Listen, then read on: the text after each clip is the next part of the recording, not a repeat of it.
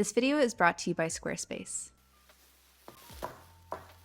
Your girl just came back from Spirit Halloween, and this is probably the biggest trip I've ever done. It seems like these days Halloween and hyperconsumption are synonymous, and I think that we are overdue for an uncomfortable conversation about this. Because picture this, you walk into Target in September or October, and what is the first thing that you run into? None other than their dollar store-like section packed full of little plastic skulls, funky pumpkins, and spooky slogans that maybe, just maybe, make you do that little nose exhale laugh, like, Now, do you need these things? Probably not. But because it's in front of us with a cheap price tag and because excessive buying has become so normalized, there's a good chance that we get them, adding this spooky stuff to the forever expanding horde of plastic in our homes. And if it's not $1 plastic skulls, maybe it's multiple costumes for every Halloween party you're attending, different annual pet costumes, Halloween-themed kitchenware, or fast fashion outfits that give off a Halloween vibe. Not to mention, Halloween hauls are everywhere, to the point where it's become a meme about how early Halloween products pop up in stores. And the stores put those up because they know that people are foaming at the mouth to buy aesthetic Halloween products as soon as possible. Interestingly, almost every year this past decade has seen an increase in consumers starting their Halloween shopping before October. But at the same time, we have these once-in-a-lifetime climate events happening every year, if not every week it sometimes feels like, and climate scientists who are begging us to make changes to our lifestyles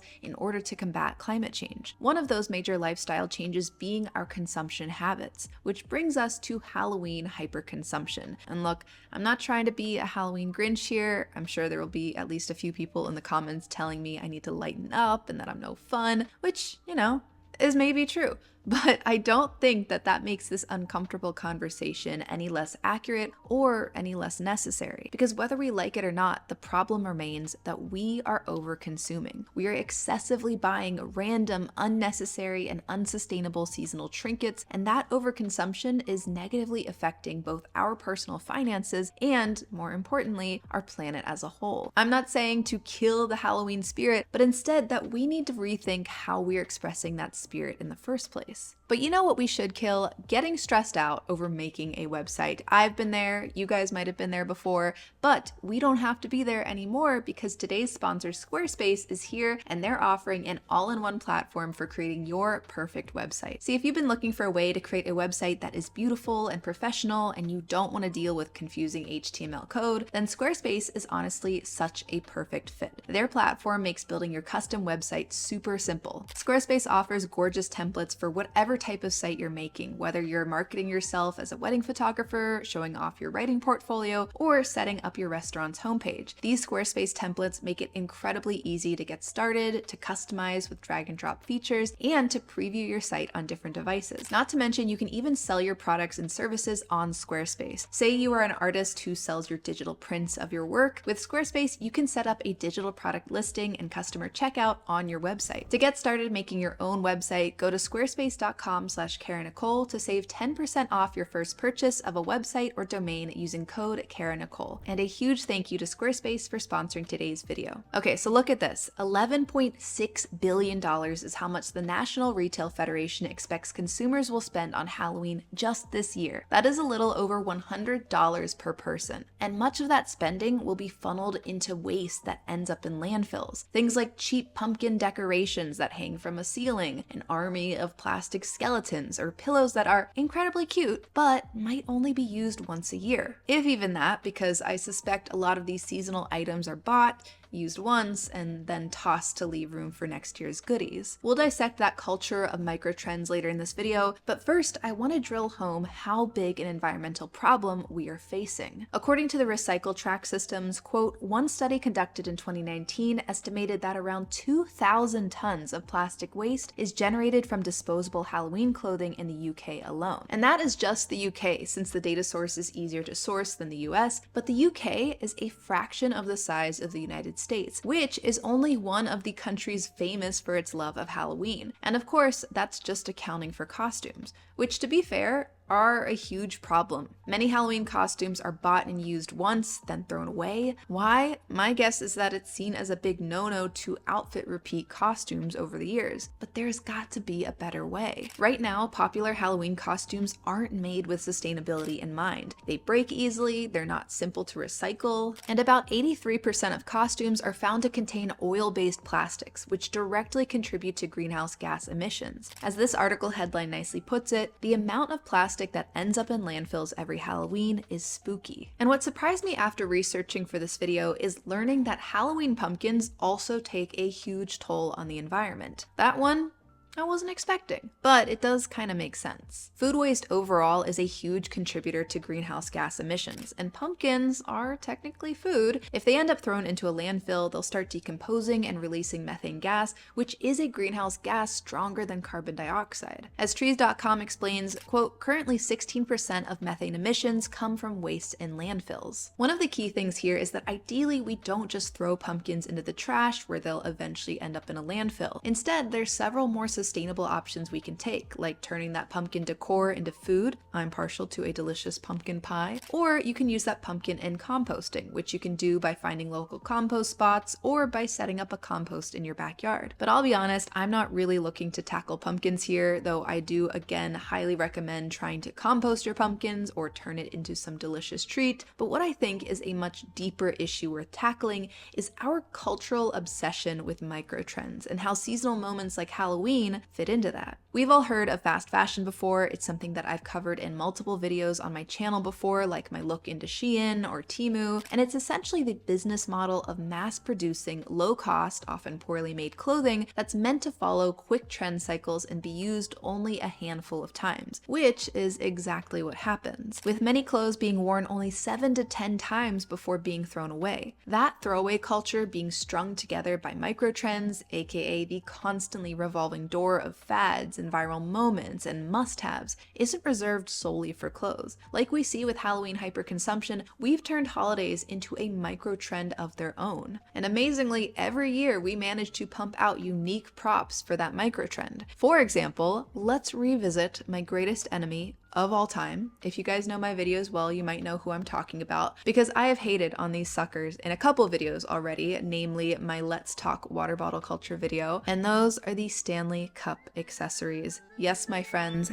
they have Halloween ones. Just look at this abomination. We've got keychains dangling off the bottle, we've got stickers, we've got bottom holders, we've got straw caps, we even have a limited edition official Stanley Halloween cup that glows in the dark. And you know what? It can be yours too for a nice old $50. I'm not saying these aren't cute. I'm not saying that you shouldn't be able to get them. If Halloween is your year-long aesthetic and you're going to be using this every day, go for it. And if you can truly honestly tell me that you are going to keep these Stanley Cup accessories and you're going to have them in a nice organized box and you're going to bring them out every Halloween for the next decade or so, then, you know, sure. But if we are honest with ourselves, I don't think that's happening. I think we are buying trinkets online because they're cute, they're aesthetic, they're in vogue right now. And then we end up with less money in our bank accounts and more plastic junk to keep clean. Okay, one last Stanley Cup accessory video to roast and then I promise I will move on, but I can't help myself. Just look at this ridiculousness. We have an entire plastic graveyard and haunted mansion that sits on top of your Stanley Cup, probably just collecting all that spittle from your straw and adding even more microplastics to your brain. And then, you won't believe this, in our little skeleton purse we have for the Stanley Cup, what do we have? A mini Stanley Cup to hold your chapstick. What is this? Why is this? Why? I think we've lost the plot, guys. All right, I am stepping away now, but this war with Stanley Cup accessories is not over. Let me know if you guys want me to have a whole series where I just roast different Stanley Cup accessories as I lose my mind. If you want to see that, let me know in the comments below. But back to the point, we have such a normalization of micro trends and fast consumption. This isn't just buying a lot of things at once, but the constant drip of new things that we're craving to get our hands on. Like realistically, how many jars do you need in your house? Do you really need your normal year-long jars and then pumpkin and ghost-shaped jars on top of that? And also, what are we putting in these jars? I can honestly say I do not think I own a single jar in my house, and not because I'm trying to be holier than thou, but I'm not sure what I would put in there because I feel like if I put food in there, it's gonna go bad. Or I just forget about it because those jars aren't transparent and then I'll be like, oh, 5 years later, whoa, forgot I got really stale Oreos jammed in there. And look, I think there's a few things at play here. One is that our brains love new stimuli, especially if that stimuli conjures up things like escapism and nostalgia, things that Halloween absolutely does for people. I catch myself getting this giddy, childlike feeling when I see these Halloween hauls because it does remind me of the Halloween movies I watched growing up or how decked out my school classrooms would look. It's fun, it's colorful, it maybe takes us out of that monotonous routine we get into every day. And so maybe we buy a few things. From there, our algorithms might encourage us to buy even more, feeding us video after video of new Halloween trinkets or costumes we could get our hands on with just one click. It becomes a vicious cycle. We watch the videos, we buy more, some of us make haul videos and post them, those videos get tons of views, and so we're incentivized to make more haul videos.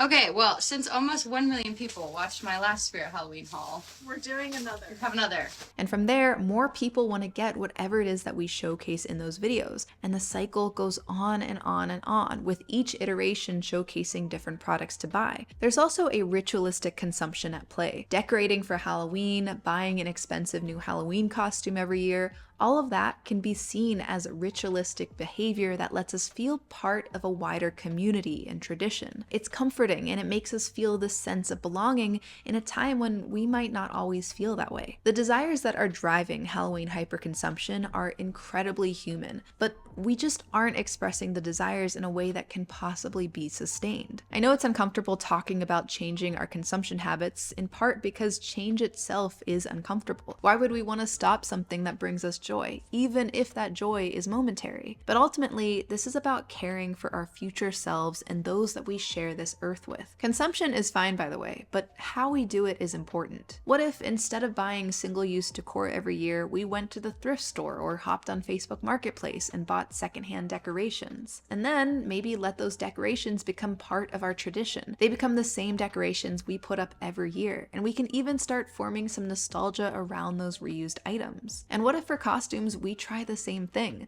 thrifting or reusing clothes we already own, or costume swaps with friends? Why dish out so much money for a polyester costume you'll only wear for a few hours? Thrifted costumes, by the way, can look so cool. From complex thrift flips like this Poison Ivy costume to crazy simple ones like Tom Cruise from Risky Business. And I know some people are going to say, well, why should we change our behavior to address climate change when corporations are really the ones to blame? But here's the deal. And again, I know this is going to be uncomfortable to hear, but that mindset is such an all or nothing way of thinking. It's also honestly such an entitled way of thinking because individuals do have power. That's not me just being woo-woo, it's true. For one, demand drives corporate behavior. Companies respond to the demand we put out there. So every time we start stampeding for limited edition Stanley Cups or clearing out Target for the latest spooky decor or buying our costumes before summer is even over, we are communicating to companies that this is what we want.